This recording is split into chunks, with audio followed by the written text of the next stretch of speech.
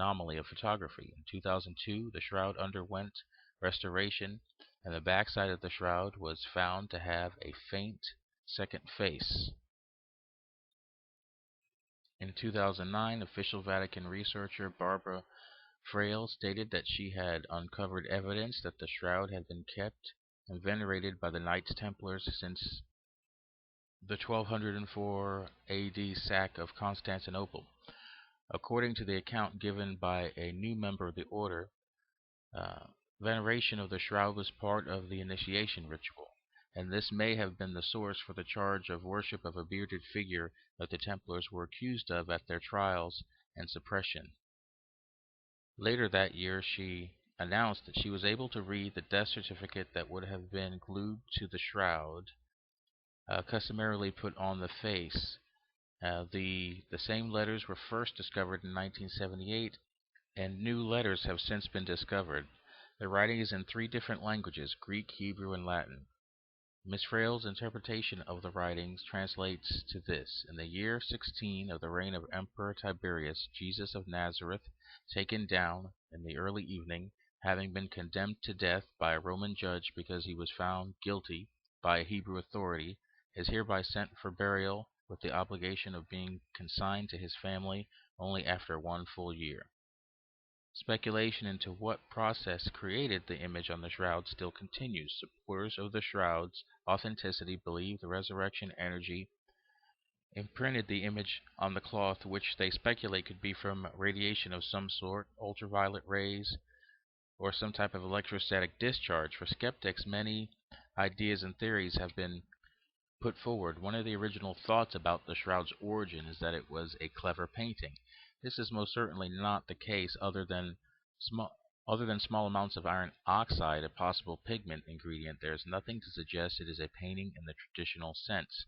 Dust transfer technique is a process by which a medieval artist would make a carbon dust drawing of the shroud using collagen dust on paper.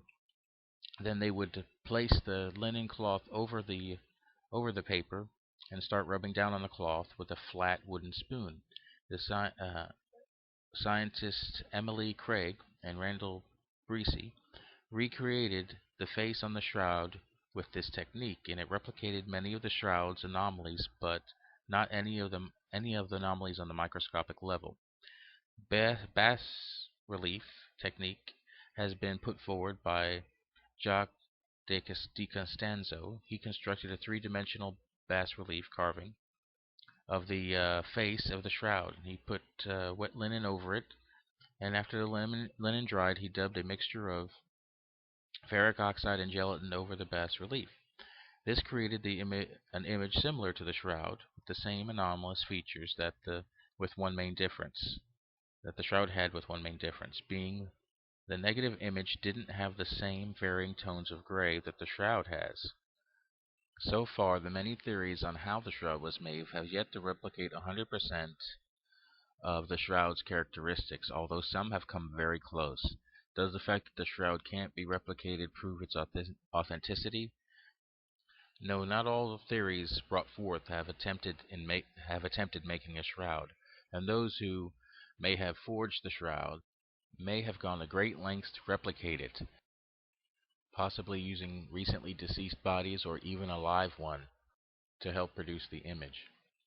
Some believe the shroud may have been created by a photographic technique, such as art historian Nicholas Allen, who states that in the 13th century a book of optics had been translated from Arabic to Latin. The information in this book was sufficient for someone who studied them to produce primitive photographs and photographic images similar to the shroud. An offshoot of this idea is that Leonardo da Vinci made the shroud with a photographic technique. Leonardo had knowledge of optics and primitive photography and had invented a device called the camera obscura. Possible evidence for this type of technique in the creation of the shroud is the dimensions of the body on the shroud are not normal. The head to shoulder ratio is off, and the arms are too long. You cannot cover your genital area while lying down. The front image isn't the same length as the back, and the head doesn't connect to the shoulders. Some believe that the face on the shroud is Leonardo's. For this to be true, the original shroud displayed in Lille, France, would have been replaced by Leonardo's at some point. Another idea that has been put forward believes that the image was created when the Grand Master of the Knights Templar was interrogated by the Paris Inquisition in 1307. Christopher Knight and Robert Lomas theorized in their book that the Inquisition crucified Jacques de Molay to adore in the Templars' Paris temple. When they learned of the Templars' use of the resurrection ceremony, which they believe insulted Jesus Christ's resurrection, the Inquisition was instructed to interrogate him by any means, but they were not, under any circumstances, to kill him. After they interrogated and tortured him, they put the shroud on him, which was found with the articles used for the resurrection ceremony in the Paris temple. And then they left him in the care of others to nurse him back to health. Loomis and Knight believe that the family of Jacques de Charny, his right-hand man, cared for him.